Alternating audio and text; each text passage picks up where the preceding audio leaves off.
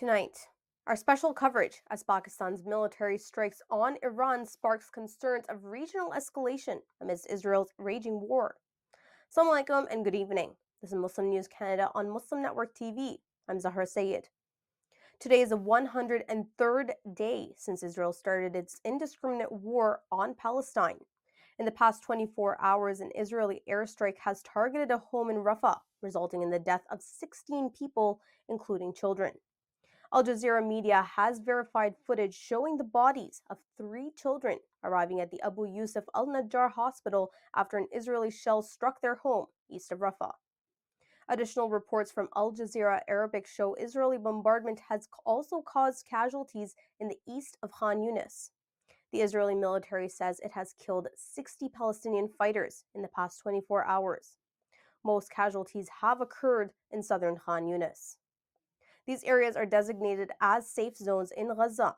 Separate Israeli airstrikes in the occupied West Bank resulted in the death of at least 11 Palestinians. In the West Bank, Israeli troops conducted raids in the city of Tulkarm and stormed a refugee camp in Ramallah. At the time of writing, the Palestinian death toll stands at 24,448. Another 8,000 Palestinians are believed to be buried under the rubble. 61,504 Palestinians are injured. Israel's revised death toll stands at 1,139. Israeli airstrikes and tank shelling have severely damaged a field hospital in Gaza. The Israeli military has also desecrated a cemetery. The news comes as Israeli forces heavily bombarded Nasser Hospital, the primary medical facility in Khan Yunis. The attacks have killed at least 23 Palestinians, including children. The attacks forced families sheltering in the hospital's yards and nearby tents to flee in freezing temperatures. Residents say Israeli forces razed a cemetery in the Austrian district and stole several bodies. A Palestinian taking shelter with his family in the hospital describes the attack as a night of terror and chaos. Mohammed Rami, a father of three, says many families taking shelter in tents in the hospital's yards and the nearby Austrian district were forced to flee late at night. They were fearing the hospital would be raided or bombed. Pakistan has carried out military strikes on Iran, calling them as, quote, highly coordinated. The escalation began when Iran launched air raids against Jaish al-Adl, an armed group near Panjgur city in Pakistan's Balochistan province. Pakistan condemned the Iranian action, calling it, quote, unacceptable, and said it had the right to respond. Iranian state television has confirmed the attacks resulted in at least 9 casualties. Pakistan's Ministry of Foreign Affairs says the military operation was an intelligence-based initiative targeting hideouts of armed groups in Iran's Sistan Balochistan province. A statement says credible intelligence indicated a large-scale terrorist threat from Iran. It says the lack of action on these concerns prompted the military strikes. However, Pakistan's statement yesterday says it wants to avoid further escalation. It says it respects Iran's sovereignty and territorial integrity. Iran has summoned the Pakistani diplomat in Tehran to provide explanations for the strikes. The exchange has heightened tensions between the two neighboring countries. With Israel's raging war in Gaza, there are concerns of a potential broader conflict. Pregnant Palestinian women are facing dire challenges in giving birth and coping with postnatal hardships in Gaza due to continuous Israeli strikes.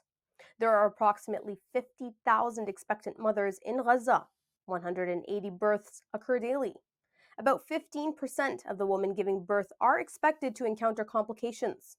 Health officials say providing postnatal care to these mothers is impossible due to Israel's aid blockades and constant attacks on hospitals. The situation is causing acute mental distress for mothers trying to protect their babies from the devastating war. A 28-year-old mother has shared her harrowing journey with media outlets. She says she had to flee violence multiple times during her pregnancy. She says she had to wait hours at multiple checkpoints and has struggled to get essential supplies for herself. An investigation reveals a significant bias in the coverage of Israel's war on Palestine in the Canadian media. A study conducted by the Breach Media has examined thousands of sentences in major Canadian newspapers. The study focused on 2,088 sentences in the Toronto Star and 2,571 in the National Post. 1,908 sentences were analyzed from the coverage of Israel's war in the Globe and Mail. The study shows Palestinian deaths receive disproportionately less attention compared to Israeli fatalities. It takes dozens of Palestinian deaths to merit a single mention in these newspapers, while Israeli deaths are reported more frequently. Often, emotive language is used to describe Israeli deaths with the use of words like massacre or slaughter. It also reveals that the Canadian media assigns the responsibility of Palestinian deaths to Hamas militants. On the other hand, Israeli deaths are attributed to geography rather than the Israeli officials or forces. This bias is being described as media's support for government and corporate interests aligned with Israel. The data was compiled by tagging as many articles as possible that mention death or words related to death and then analyzing the relevant sentences. The analysis has raised concerns about the objectivity of the news reporting in Canada.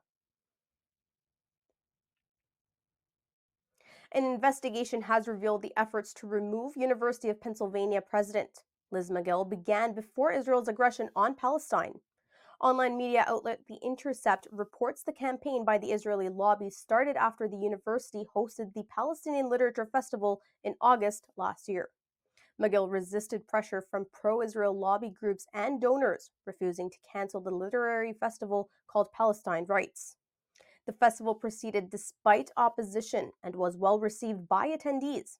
Wealthy donors, including Mark Rowan and Ronald Lauder, voiced concerns and blamed the festival for promoting anti Semitic narratives. The campaign to oust McGill intensified when she faced criticism during a recent congressional hearing.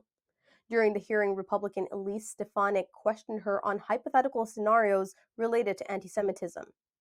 After the Hamas's attack on October 7th, media reports falsely linked the festival to the attack. Critics exploited the situation to attack Palestinian writers and intellectuals, aiming to silence their voices. Eventually, McGill resigned under pressure. Since then, the Penn Board chair, Scott Bach, has also resigned, and the university has aligned itself further with pro Israel groups since. Another investigative report by The Intercept reveals that the Al Jazeera cameraman Samer Abu Daqa died due to an intentional delay by the Israeli forces to provide a safe passage for his treatment. Abu Daqa was injured on December 15th when an Israeli airstrike hit a school in Khan Yunis. Abu Daqa was filming with Al Jazeera's Gaza bureau chief, Wael Al Dahdu. The crew was recording the aftermath of an earlier bombing when the airstrike occurred. The report shows journalists and humanitarian organizations desperately tried to secure his evacuation. Dahdu managed to reach an ambulance and was taken to a nearby hospital. Abu Daqa, however, was unable to walk and lay bleeding on the ground. Although he was only 2 kilometers away from the nearest hospital, he remained on the ground for over 5 hours. Contacts were made with the International Committee of the Red Cross and the Israeli military to ensure his rescue. The reports show Israeli forces delayed the safe passage of emergency teams despite the journalist's deteriorating condition. Abu Daqa eventually died. The incident adds to the alarming toll of journalists in the Gaza Strip. More than 100 journalists have been killed in the last 3 months, making Gaza the deadliest place for journalists in the world. Al Jazeera is preparing to file a complaint to the International Criminal Court. A prominent London school is facing a lawsuit from a Muslim student challenging its strict ban on offering prayers. The Michaela Community School is led by Catherine Birbal Singh, who is known as Britain's strictest head teacher. Birbal Singh is also a government advisor on social mobility. The lawsuit alleges that Birbal Singh is fostering an anti-Islam environment in the school. Despite efforts to keep the case confidential, Judge Thomas Linden has ruled that the proceedings will be held publicly, allowing the school and its head teacher to be named. The Muslim student argues that the prayer ban is discriminatory and fundamentally alters her experience as a Muslim in the country. The lawyer representing the student claims that the ban specifically targets Muslims and infringes on their religious freedom. About half of the school's students are Muslim. The lawyer representing the school trust says pupils praying outside contribute to a concerted campaign on social media over the school's approach to religion. The court was also told that the school has been the target of threats of violence, abuse, and false allegations. The judge agrees that the school has received what he calls disgraceful abuse. However, he has ruled that the hearing the case in public would not pose a risk to school staff.